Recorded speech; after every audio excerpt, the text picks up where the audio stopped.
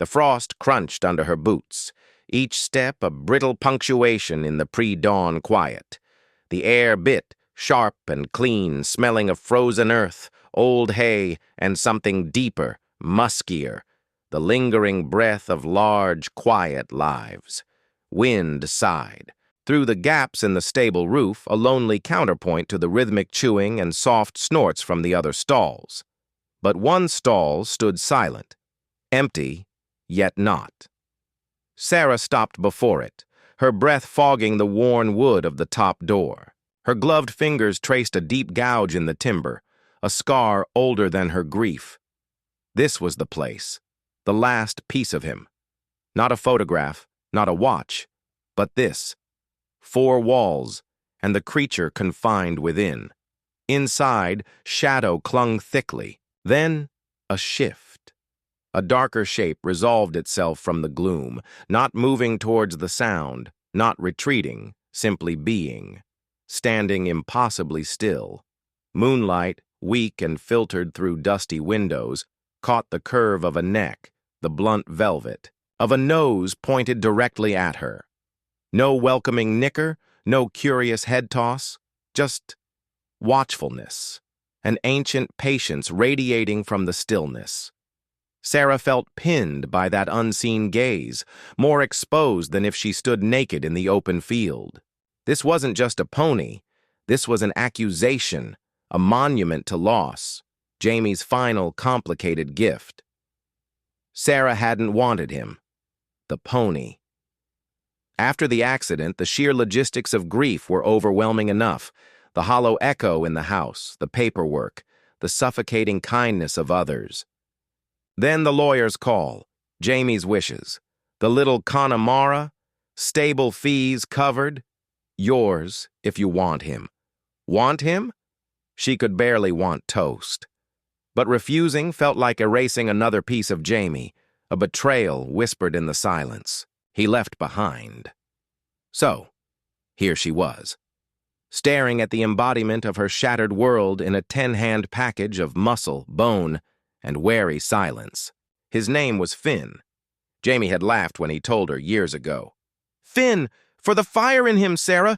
You should see him go!" There was no fire now, only ashes. She unlatched the lower door, the metal shriek startlingly loud.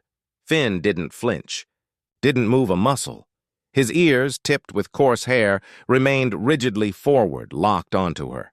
His eyes, huge and dark in the gloom, held no malice, only a profound, unsettling depth, like looking into deep, still water where something vast might be sleeping, or waiting. Sarah stepped inside, the familiar sense of leather, liniment, and horse enveloping her, sharpening the ache. She kept her movements small, deliberate, mimicking the calm she didn't feel. She scooped grain, the rattle of the scoop unnaturally loud, filled the water bucket, the splash echoing. Finn watched it all. His stillness wasn't relaxation. It was a coiled potential, a held breath.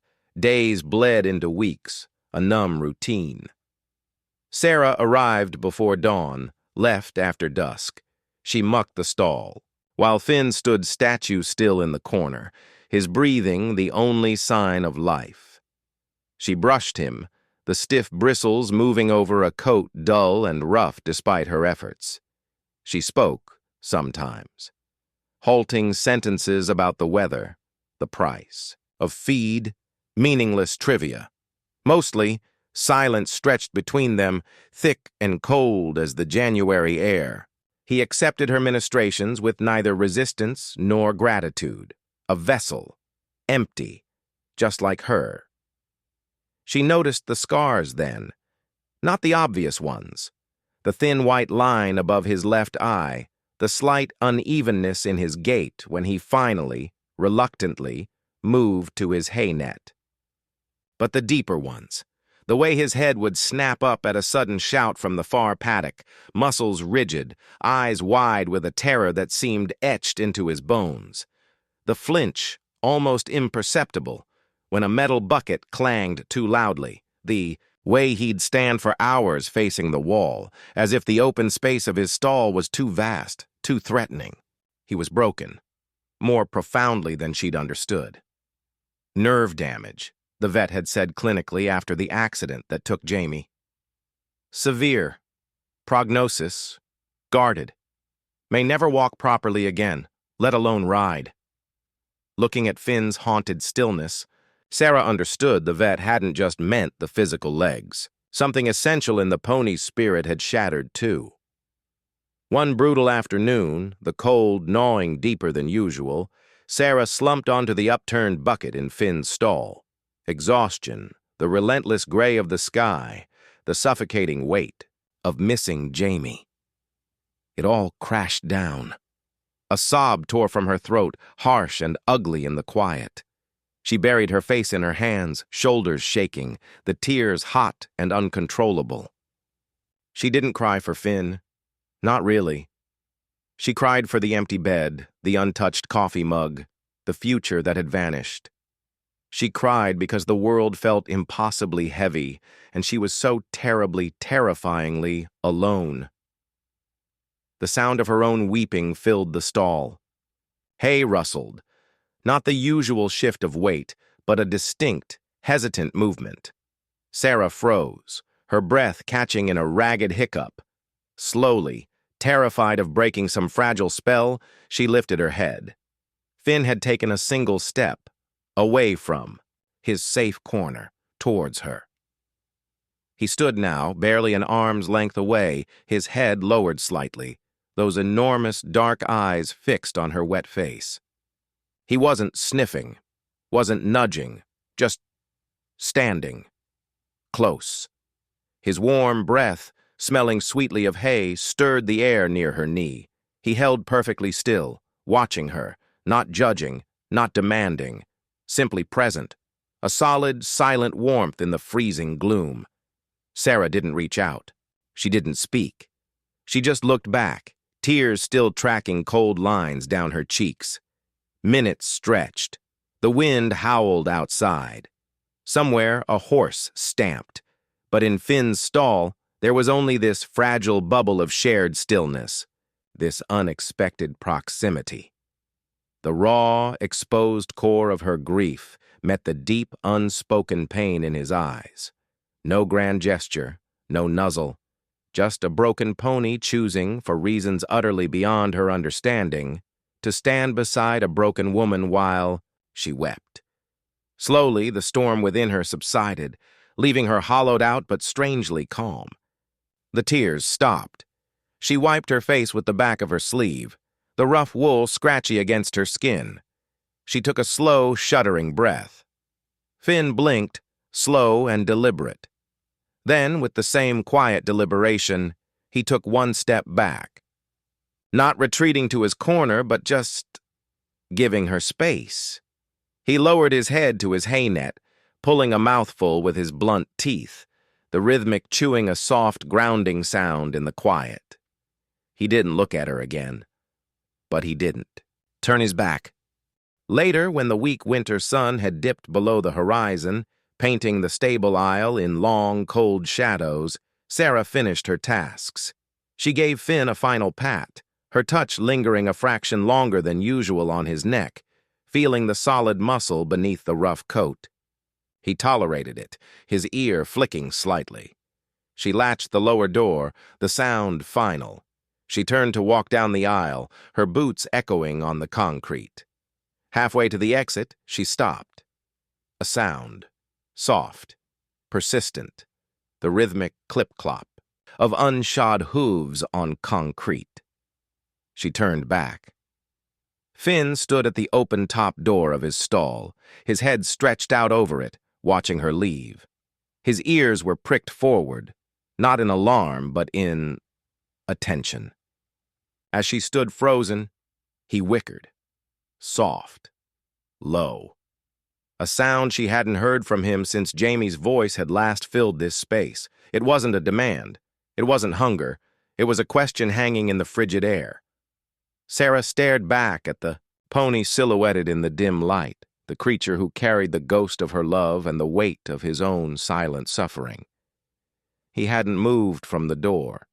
He just watched. Waiting. Why? Why, after weeks of indifference, after a lifetime of pain she could only guess at, had he chosen to stand beside her in her breaking? And why now did he seem unwilling to let her walk away? The cold bit deeper, but the question burning in her chest was far more unsettling than any winter chill. The winter deepened, wrapping the farm in a silence that felt less like absence and more like held breath. Sarah still arrived in the pre-dawn, dark, boots crunching on ice, thicker now, the wind sharper. But the silence between her and Finn had changed. It wasn't the void of before. It was a fragile bridge, woven from shared glances, the soft huff of his breath when she entered, the way his ears would flick towards her voice even if he didn't turn his head. He still stood, statue still, for long stretches, his damaged nerves a prison bars she couldn't see. But sometimes, when she leaned against the stall door speaking softly about nothing, the stubborn frost on the water trough, the ache in her own shoulders, his head would lower slightly. Not relaxation, perhaps, but a subtle yielding, a listening deeper than before. He still flinched at sudden noises, the haunted look never fully leaving his eyes, but he no longer faced the wall. He faced her. Then came the things she couldn't explain. Small things. Unsettling things. She'd be sweeping the aisle, humming a tuneless fragment, a melody Jamie used to whistle while mucking stalls. That tune. And from Finn's stall, a sharp, sudden intake of breath, a stillness deeper than his usual paralysis. Once, she'd absent-mindedly picked up Jamie's old, worn-down body brush from the tack room shelf, the one with the chipped blue handle Finn would nudge Jamie for, when grooming felt good. She'd carried it into Finn's stall to use on another pony. Finn's head snapped up. He took a single stiff step forward, nostrils flaring wide, a low, questioning rumble vibrating in his chest. Not aggression. Recognition? Longing? It unnerved. Her. Made the air feel thin, made the ghost in the stall feel suddenly less metaphorical. She found herself talking to Finn more. Not about the weather. About Jamie. Haltingly at first, the words catching like burrs in her throat. He loved that ridiculous hat of his, the one with the ear flaps, she'd murmur, scraping ice from his water bucket. Finn would stand close, closer than before, his breath warm clouds in the frigid air. Remember how he'd try to make you jump that little log in the back field? You always stopped dead, you stubborn thing. A soft puff of air from Finn's nostrils, almost a sigh. Was it memory, or just the rhythm of her voice? Sarah didn't know. The line between the pony Jamie had loved and a vessel for her own unbearable grief blurred until she felt dizzy with it.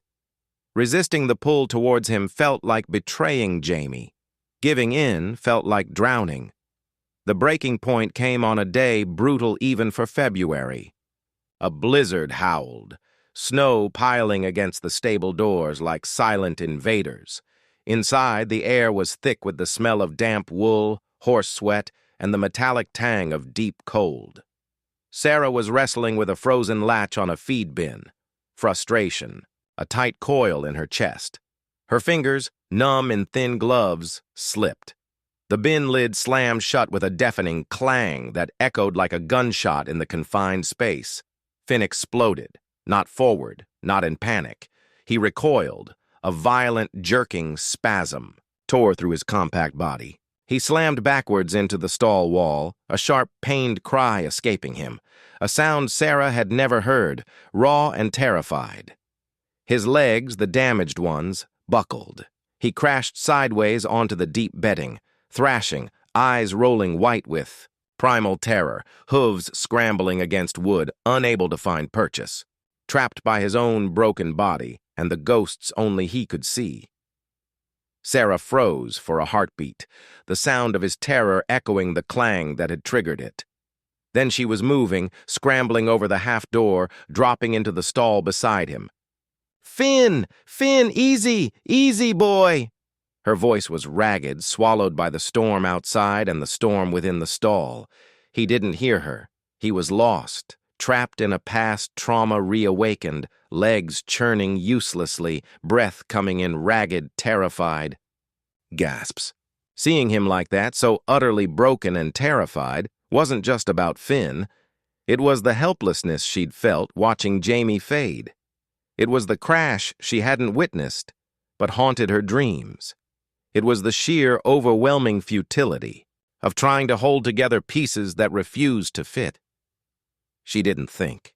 She sank to her knees in the bedding beside his heaving flank, not reaching to restrain, just being there.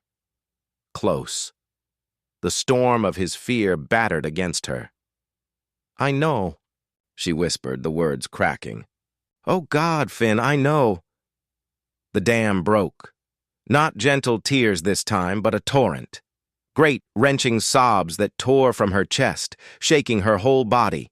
She buried her face in her hands, the weight of Jamie's absence, the suffocating loneliness, the helplessness watching this broken creature suffer, all crashing over her in an unstoppable wave. She wept for the life stolen, for the pain she couldn't fix, for the terrifying silence of an empty house. She wept until her throat burned and her ribs ached, lost in the icy darkness of her grief. Gradually, through the roaring in her own ears, she became aware of a change. Finn's frantic thrashing had slowed. His gasping breaths were deepening, lengthening. Not calm, but shifting. She lifted her tear-blurred face, wiping snot and salt water with a trembling sleeve. He was, still lying down, but his head was turned towards her. His eyes, wide moments before, were fixed on her face, not with fear now, with a profound, unsettling focus. His breathing, still audible, had settled into a slow, deliberate rhythm. In, long pause, out, long pause, deep, measured, like a bellows being worked with infinite care. He wasn't trying to get up. He lay there breathing that slow, anchoring rhythm, his dark eyes holding hers. Then, with immense effort, he stretched his neck. Not far. Just enough. His velvet muzzle touched her knee. Not a nudge, not a demand. A point of contact. Warm, solid, real. He held it there, breathing his slow, deliberate breaths, his gaze unwavering. In. Out. It was a lifeline thrown across, the chasm of their shared pain. He stayed, breathing, anchoring her, waiting out her storm with the ancient patience of his kind, offering the only thing he truly had left, his presence, his broken body a testament, his steady breath a lullaby for her shattered heart. The blizzard raged outside, but inside the stall, in the eye of their private hurricane, there was only this: a woman broken by loss and a pony broken by fate, sharing the simple, monumental act of breathing through the pain. He didn't look away. He breathed. And slowly, impossibly, Sarah's own ragged breaths began to sync with his. Spring came tentatively, shy green shoots pushing through the mud where snowdrifts had lain. Weeks had bled into months since the storm in the stall. The air in the barn smelled different now. Less of frost and despair, more of damp earth and growing things. Sarah still came before dawn, but her steps were lighter on the thawing ground. She hummed sometimes, a different tune now. Finn stood near the open-top door of his stall, watching her approach. He wasn't statue still anymore. There was a slight, constant shifting of weight on his legs, a testing of the ground. The haunted look hadn't vanished, but it was overlaid with a watchful curiosity. His coat, under Sarah's diligent care, had softened, gaining a faint sheen. When she entered his stall, he turned his head towards her, ears pricked. Sometimes he'd even take a step forward to meet her hand as she offered a carrot, his lips brushing her palm with a velvety gentleness that still made her breath catch. One bright, cool morning, sunlight streamed into the stall, catching motes, of dust dancing in the air. Sarah was brushing him, the rhythmic strokes familiar, soothing. Finn stood relaxed, head lowered, one hind leg cocked in rest. As she worked the brush along his neck, her fingers brushed against something stiff and unfamiliar tucked deep into the thick hair just below his mane. Puzzled, she parted the coarse hair. Woven into it, knotted tightly as if deliberately hidden, was a narrow strip of faded red plaid flannel. Jamie's scarf, the one he always wore around his neck in the barn, the one she'd thought lost months before the accident. Her heart stuttered. How long had it been there? Had Finn somehow carried it, hidden it, this tangible piece of the man he'd lost? Her fingers trembled as she carefully worked the knot loose.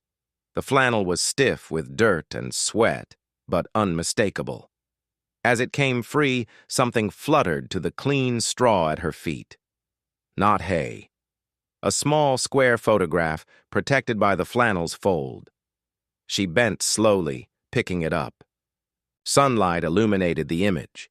Jamie, grinning wildly, his arm slung around Finn's neck. Finn, younger, eyes bright, ears pricked, looking not at the camera, but directly at Jamie, with an expression of pure, unguarded trust. It was a moment, frozen in time, radiating a joy so potent it felt like a physical blow.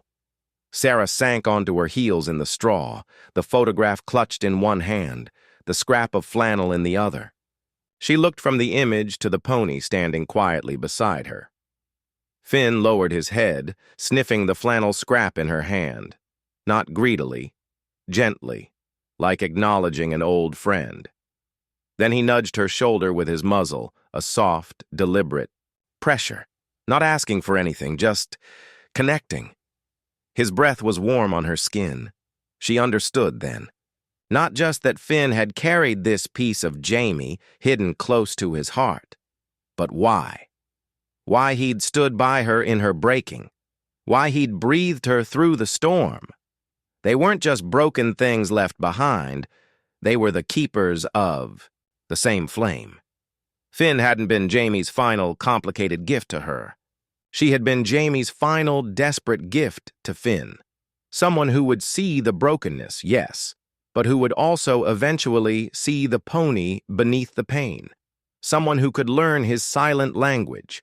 Someone who needed him as much as he needed her. The healing hadn't been one-sided. His tentative steps, his softening gaze, his quiet presence, they had been her lifeline, too, pulling her back from the edge of an abyss she hadn't known how to step away from.